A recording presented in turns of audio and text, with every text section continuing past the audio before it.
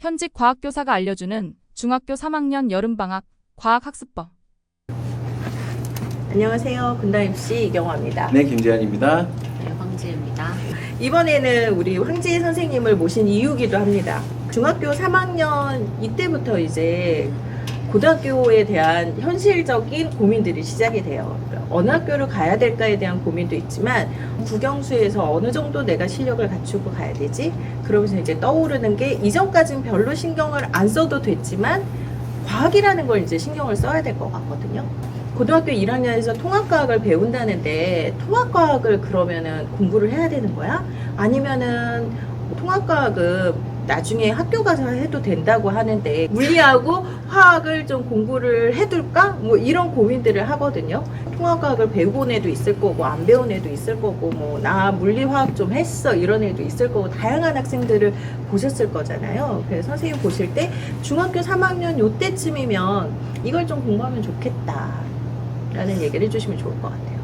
제가 생각할 때 일단 얘네들은 또 입시가 바뀌는 첫 해잖아요. 일단은 통합과학이 수능 과목에 들어가게 되면서 더 비중을 크게 보는 게 아닐까라는 생각이 드는데 그 내년부터는 2022 개정교육과정이 사실 들어가다 보니까 저희도 이제 개정교육과정 해설서도 보고 여러 가지를 살펴보면 현재 고1이 배우는 교육과정과 그 다음에 내년에 배울 교육과정이 크게 차이는 없는데 이제 학기 분량으로 교과서가 나뉘어서 통합과학 1, 통합과학 2로 나오게 된다라는 게 큰 차이점인 것 같고 물리 부분이 조금 변화가 큰 것 같은데 통합과학 1에 제일 처음에 단위가 나와요. 단위를 이제 알아야 이제 과학을 할 수 있다라고 생각을 해서 기본 단위들이 나오는데 이 부분이 쉽지가 않거든요.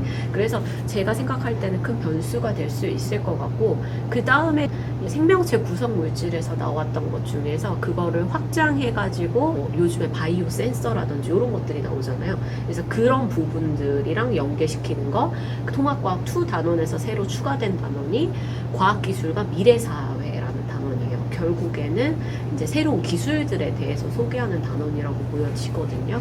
그래서 제가 생각할 때는 큰 틀에서 변화하지 않았기 때문에 너무 크게 이게 수능에 들어간다고 해서 걱정은 하시지 않아도 되겠지만 제가 아이들이 공부하는 패턴이나 이런 것을 봤을 때 우려되는 게 뭐냐면은 이때까지는 저희가 뭐 사회면 사회 아니면 과학이면 과학 아니면 사회나 과학 중에서 하나씩 이런 식으로 선택을 했었단 말이에요. 자기의 장점이나 단점을 파악해서.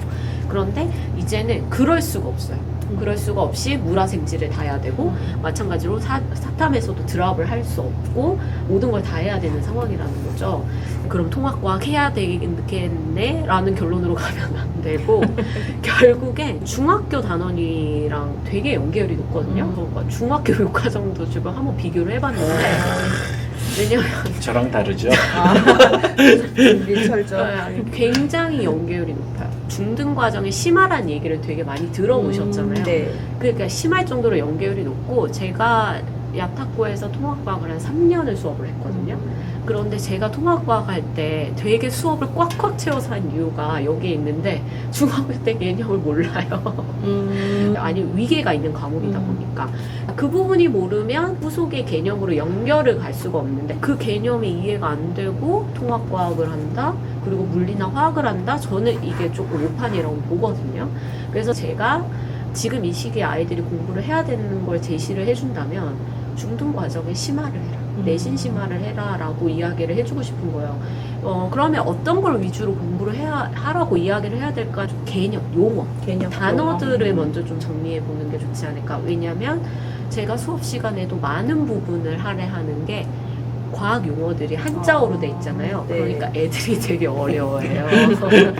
그러다 보니까 그 개념을 이해하는데 어려움이 있어서 교과서의 문장을 이해하는 게 굉장히 어려워하더라고요. 중학교 때도 분명히 나왔던 네, 개념인데 그렇죠. 네. 학생들이 그거에 대한 완벽한 숙제가 안 돼 있기 때문에 다시 설명을 들어야 된다는 얘기인 거죠. 그러니까 그 개념이 충실하게 기초부터 쌓여지지 않는 상태에서 보통 학원에서 통과 몇 주 특강 막 이런 거 많이 하잖아요.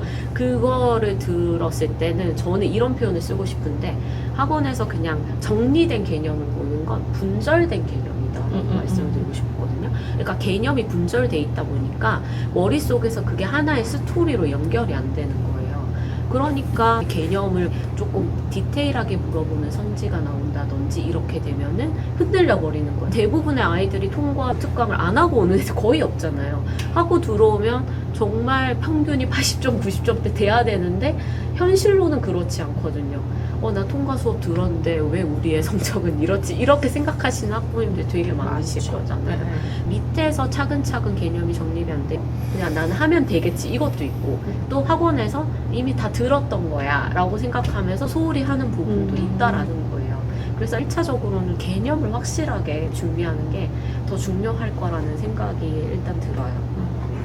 그러면 그 중학교에서 자기가 배웠던 것들에 대한 개념을 다시 한번 점검하고 내가 정확히 모르고 있는 거면 제대로 공부를 하는 게 오히려 이 시기에는 더 필요하다. 이거에 대한 게 아직 안 돼 있고 막 이런 상태에서 통합과학이 됐던 뭐가 됐던 이렇게 하는 거는 고등학교 올라갔을 때 불필요한 시간을 더 좀 사사문명 같은. 그런데 궁금한 것 중에 하나가 통합과학이다 보니까 물리, 화학, 생명과학, 그 다음에 지구과학을 한 단원에 묶어놓는 게 아니라 문제도 융합돼서 나오는 거 아니에요? 지금 수능 고시가 나왔잖아요. 네. 그럼 2028 대입에서 고시가 나온 게 그렇게 과학적 사고와 융합적 사고를 측정하겠다고 아예 발표를 했어요. 그렇기 때문에 그런 얘기들이 계속 나오는 것 같고 단원 자체도 되게 융합적인 단원이에요. 그래서 그렇게 될 수 있는 경향이지 않을까 생각을 하는데 이거 대입되고 나서 부장님이랑 얘기한 적이 있었어요.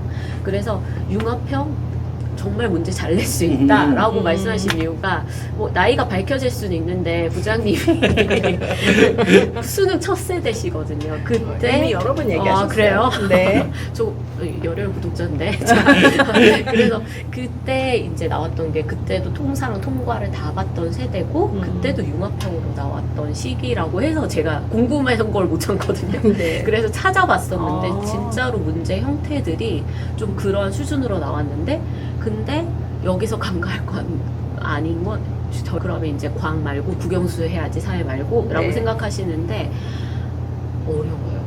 어렵더라고요. 충분히 어렵게 낼 수 있는 여지가 더 많다라고 생각을 하거든요. 그래서 제가 개념을 더 단단하게 준비해야 된다고 말씀을 드리는 거예요. 네, 선생님 말을 듣고 보니까 그러니까 공부하는 방식은 두 가지가 있을 것 같아요. 메인 텍스트를 중학교 교과서를 가지고 그 통합과학에 적용하는 방식과 통합과학을 텍스트로 가져가면서 중학교 거를 참고하는 그러니까. 방식이 있을 것 같거든요. 이 둘 중에서 어떤 게 그러면 성적대별로 더 적절할 수 있을까? 이런 조언까지도 해주실 수 있을 것 같아요.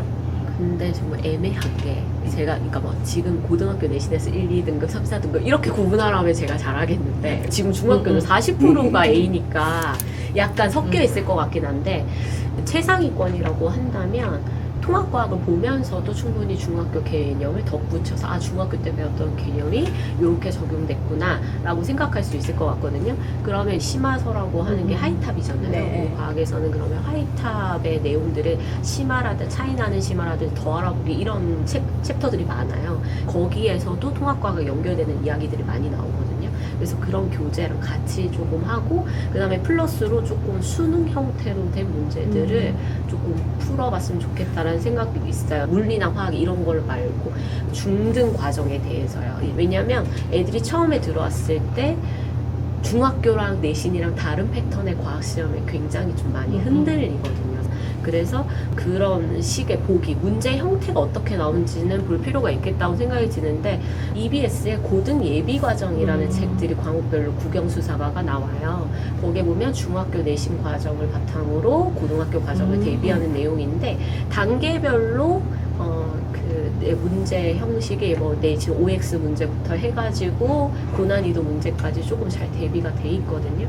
그래서 그것도 조금 활용을 잘 하시면 좋겠다는 생각이 들고 중위권 이하 같은 경우에는 아무래도 중학교 과정을 좀 먼저 탄탄하게 할 수밖에 없어요. 왜냐하면 중학교 개념이 머릿속에 그려지지 않는 상태에서 상위 개념을 하는 거는 금방 개념이 날아가 버려서 오히려 조금 더 그냥 자만심만 찰 수 있다. 그래서 조금 더 지금 내신을 하면서 여러 가지 폭을 넓히고 거기에 중위권에 양치기까지 좀 했으면 좋겠어요. 왜냐하면 이 중학교 중위권 애들은 문제 경험의 수준이 조금 적더라고요. 그리고 이제 또 내신 시험의 종류가 학교마다 좀 차등 있잖아요. 중학교고. 네. 그러다 보니까 우리 학교 시험이 조금 어렵다 싶으면은 이제 또 그 아이들도 거기에 맞춰서 갈 텐데 좀 쉬운 학교 시험 같은 경우에는 저희 애들 상담할 때 보면은 중학교 교과서 단원 평가만 담아줘도 A가 나온다는 거예요. 그래서 되게 너무나 굉장히 쉽게. 충격받았고, 그 다음에 선생님의 물화생지 전공이 뭐냐에 따라서 단원을 건너뛰는 경우도 있대요. 그러니까 하기 싫은 네, 거. 그러니까 어떤 학교의 상황인지 잘 판단해서 자기의 구멍들을 조금 메우는 학습들을 좀 하는 것이 필요할 거라 생각이 들어요. 결국은 지금 현재 내 성적대별로 좀 공부하는 방법은 달라질 수밖에 없을 것 같아요.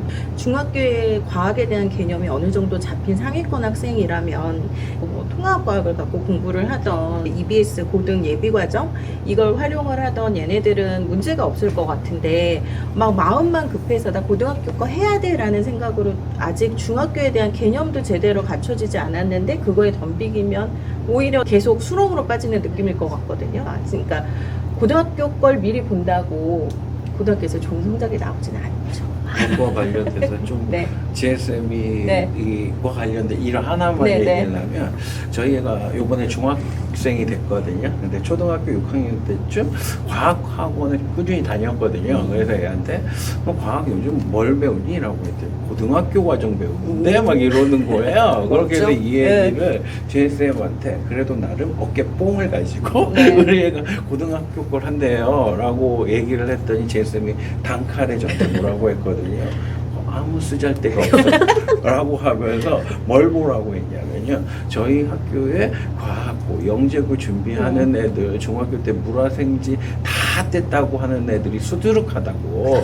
그런데 첫 시험을 보면 과연 얘가 라는 애들이 과연 한 애들 맞아? 네, 그런 애들이더라고요. 그러니까 너무 뭔가 먼 미래를 생각하고 너무 앞서 나가는 건 애한테도 도움이 안 되고, 그리고 당장 배워야 될 것들에 대한 흥미도를 떨어뜨리는 그런 역할들을 하는 것 같더라고요. 네.